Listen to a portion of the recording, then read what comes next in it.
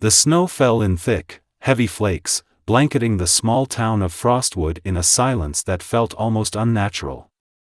Christmas lights twinkled on every house, their cheerful glow casting long shadows across the deserted streets. But within the heart of the town, something far darker than the winter night was stirring. Holly Harper trudged through the snow, her breath fogging the air as she tightened her scarf against the biting wind. She hated working late, especially on Christmas Eve, but the extra shift at the diner had been impossible to refuse. As she passed by the town's towering Christmas tree in the square, she noticed something strange. The ornaments swayed, though there was no wind strong enough to move them. "Weird," she muttered, quickening her pace. As Holly approached her small apartment on Elm Street, a faint noise caught her attention. It was a low, guttural growl, almost too quiet to hear. She stopped, her heart pounding, and glanced over her shoulder. The street was empty, the only sound the crunch of snow beneath her boots. Shaking her head, she dismissed the noise as her imagination and hurried inside, locking the door behind her. The apartment was cold and dimly lit. Holly switched on the lamp and set her bag on the kitchen counter. The glow of the Christmas tree in the corner offered little comfort. She poured herself a cup of cocoa, her hands trembling slightly. Something felt off. It was as though the shadows in the room were watching her, shifting imperceptibly when she wasn't looking.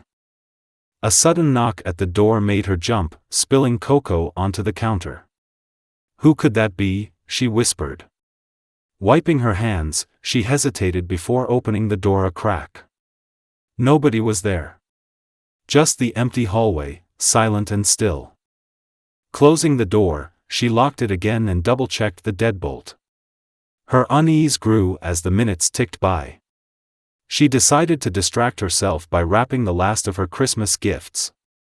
The sound of scissors slicing through paper and the crinkle of tape filled the room, masking the faint creak of the floorboards behind her. A chill ran down her spine. She froze, the scissors in her hand. Slowly, she turned her head. Nothing. The room was empty. But the feeling of being watched was stronger now, oppressive and suffocating. She glanced at the Christmas tree, and her breath caught in her throat. One of the ornaments, a small glass angel, was spinning slowly on its string, though the air was still. "Stop it," she whispered, as if the command could dispel her fear. The ornament stilled. Relief flooded her, but it was short-lived. The knock came again, louder this time. She backed away from the door, her pulse racing. The knocking continued, relentless and insistent. "Go away," she shouted, her voice trembling. The knocking stopped. Silence fell, heavy and oppressive. Holly reached for her phone, but it was dead, the screen black. Panic set in. She fumbled for the landline, but the line was dead too. "This can't be happening," she whispered, tears welling in her eyes. The lights flickered, then went out, plunging the apartment into darkness. Holly grabbed a flashlight from the drawer and switched it on, the beam cutting through the shadows. She moved cautiously through the apartment, every creak of the floorboards echoing like a gunshot. In the living room, the Christmas tree lights flickered back to life, casting eerie patterns on the walls. Holly's breath caught as she saw a figure standing beside the tree. It was tall and gaunt, its face obscured by shadows. Its eyes glowed faintly, like embers in a dying fire. "Who are you? What do you want?" she demanded, her voice shaking. The figure didn't answer. Instead, it raised a long, skeletal hand and pointed at her. The room seemed to grow colder, the air thick with a suffocating dread. Holly backed away, her flashlight trembling in her hand. She tripped over the coffee table and fell, the flashlight rolling out of her grasp. When she looked up, the figure was gone. The tree lights continued to twinkle, as if mocking her. She scrambled to her feet and grabbed the flashlight, her mind racing. She had to get out of the apartment. As she reached for the door, a deafening crash came from the bedroom. She hesitated, torn between fleeing and investigating. Gathering her courage, she crept toward the bedroom, the flashlight beam trembling. The door was ajar, darkness spilling out like ink.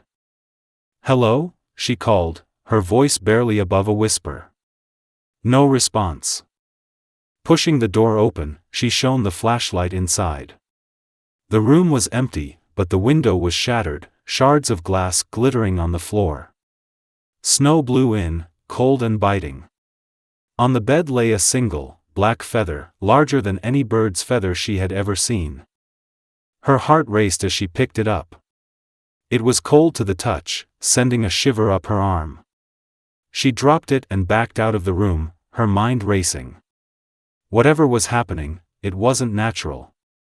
Suddenly, the apartment filled with the sound of bells, their chime discordant and menacing. Holly clapped her hands over her ears, but the sound seemed to come from inside her head, growing louder and more insistent. She stumbled into the living room, where the Christmas tree was now ablaze with light. The ornaments spun wildly, and the angel at the top seemed to glare down at her with malevolent intent. "Leave me alone," she screamed, tears streaming down her face. The bells stopped. Silence fell once more, heavy and oppressive. Holly sank to the floor, her body trembling. She didn't know how long she sat there, clutching her knees, before she noticed the smell. It was faint at first, but it grew stronger, a rancid, sulfuric stench that made her gag. The figure reappeared, emerging from the shadows like smoke. This time, it spoke, its voice a guttural rasp. "You cannot escape." Holly screamed and bolted for the door, yanking it open and fleeing into the hallway. She ran blindly, her breath coming in ragged gasps. The hallway stretched on endlessly, the doors on either side seeming to blur together. She glanced over her shoulder and saw the figure pursuing her, its movements unnaturally fast and fluid. She burst through the stairwell door and stumbled down the steps, nearly falling in her haste. The figure's rasping breath echoed behind her, growing louder with each step. She reached the ground floor and threw open the door, running out into the snow-covered street. The town was eerily silent, the houses dark and lifeless. Holly ran toward the square, hoping to find someone, anyone, to help her. But the square was empty, the towering Christmas tree casting long, sinister shadows. She turned to look behind her and saw the figure standing at the edge of the square, its glowing eyes fixed on her. "Why are you doing this?" she cried, her voice breaking. The figure raised its hand again, and the bells began to chime once more. Holly fell to her knees, clutching her head as the sound overwhelmed her. The last thing she saw before everything went black was the figure approaching, its skeletal hand reaching for her. When she woke, she was back in her apartment. The tree lights twinkled cheerfully, and the room was warm and inviting. For a moment, she thought it had all been a nightmare. But then she saw the black feather on the coffee table and heard the faint chime of bells in the distance. Holly knew she would never be free. Christmas in Frostwood would never be the same. The snow fell gently on the rooftops, blanketing the quiet town of White Hollow in a serene layer of white. It was Christmas Eve, and the streets were adorned with shimmering lights, wreaths hung on every door, and the faint hum of carols echoed through the air. The townsfolk were nestled in their homes, warm by the fires, sipping hot cocoa as they awaited the arrival of Christmas morning. But this year, Christmas was not coming alone. Deep in the heart of the surrounding forest, a darkness stirred. The forest, known as Black Pine Woods, had always been the source of local legends. Tales of strange figures seen between the trees, whispers of unexplainable noises, and the occasional missing pet had kept most of the townsfolk at a distance. But no one truly believed the old stories. To them, the forest was just a forest, dark and imposing, but harmless.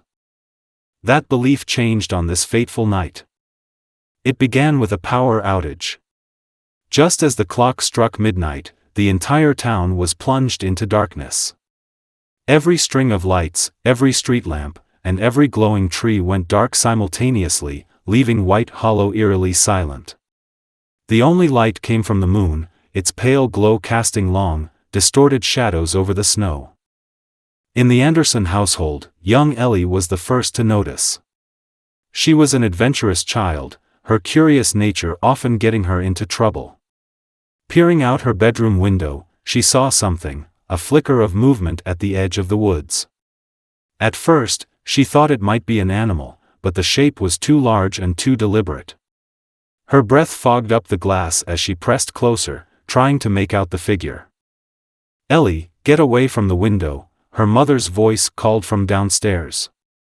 Ellie hesitated but obeyed, backing away reluctantly. She didn't say anything about what she'd seen, she wasn't even sure herself. But the unease settled in her chest like a weight. Across town, others were noticing strange occurrences. At the Miller's house, the family dog was barking furiously at the back door, his fur bristled and teeth bared. Mr. Miller, annoyed, went to investigate. He opened the door a crack and peered outside, but the yard was empty.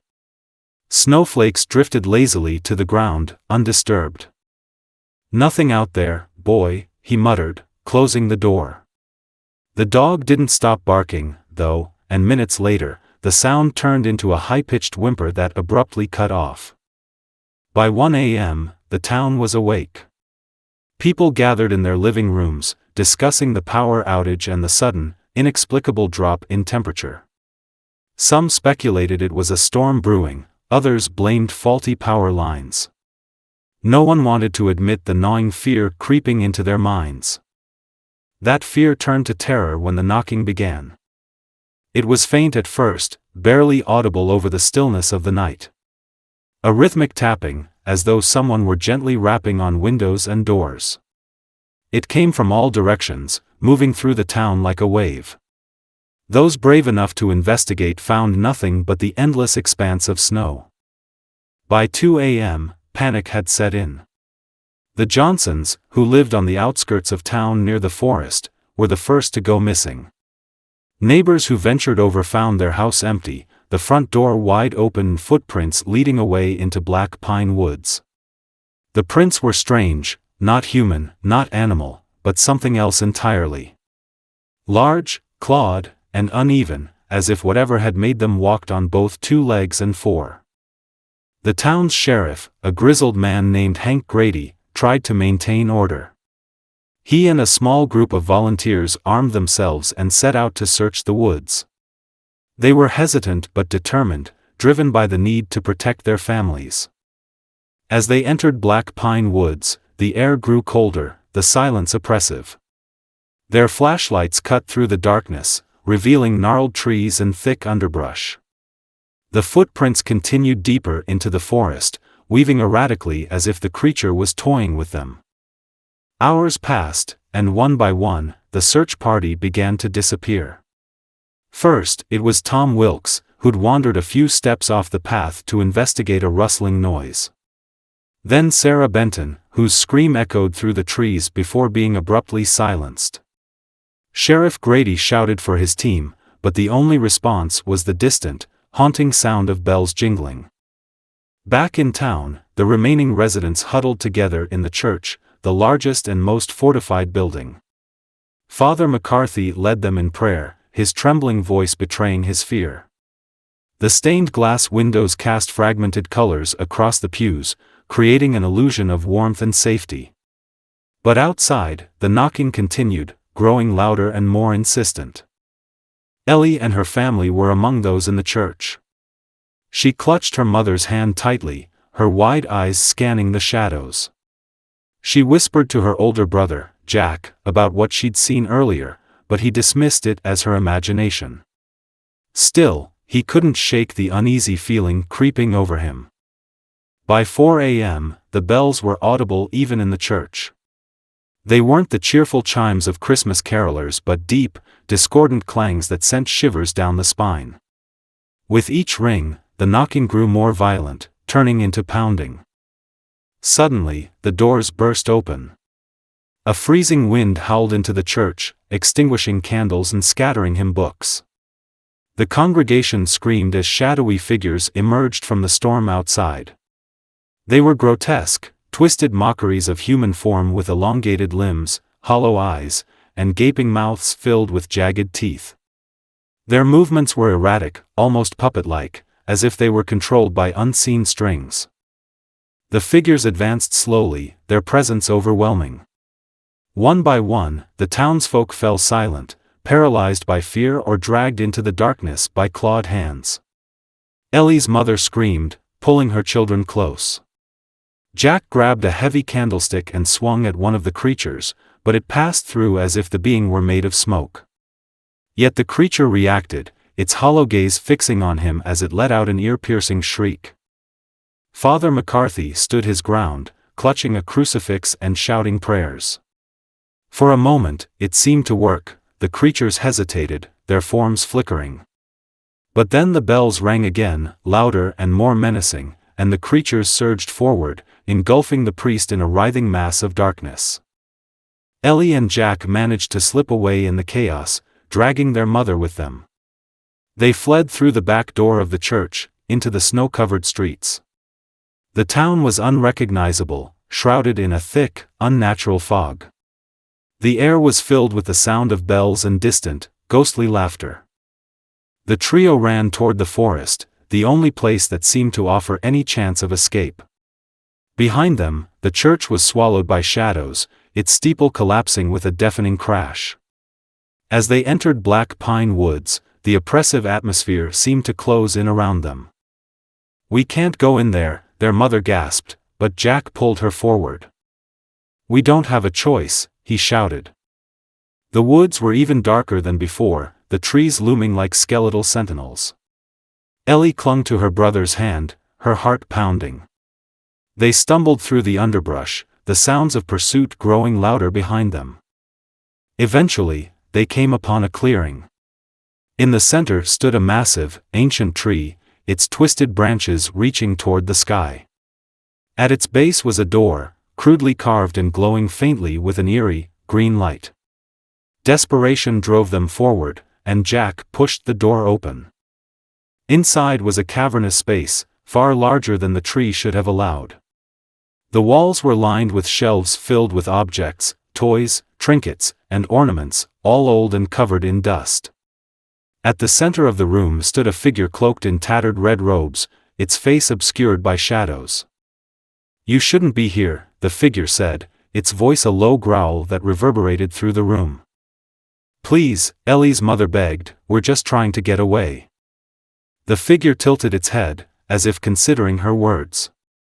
Then it stepped forward, revealing a skeletal face with empty eye sockets that burned with a malevolent light.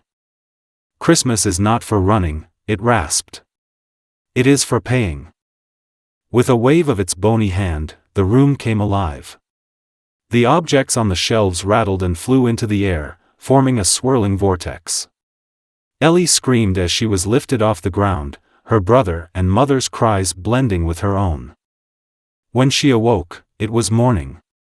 The sun was shining, and the snow glistened like diamonds. She was lying in her bed, her mother's worried face hovering over her. "It was just a bad dream," her mother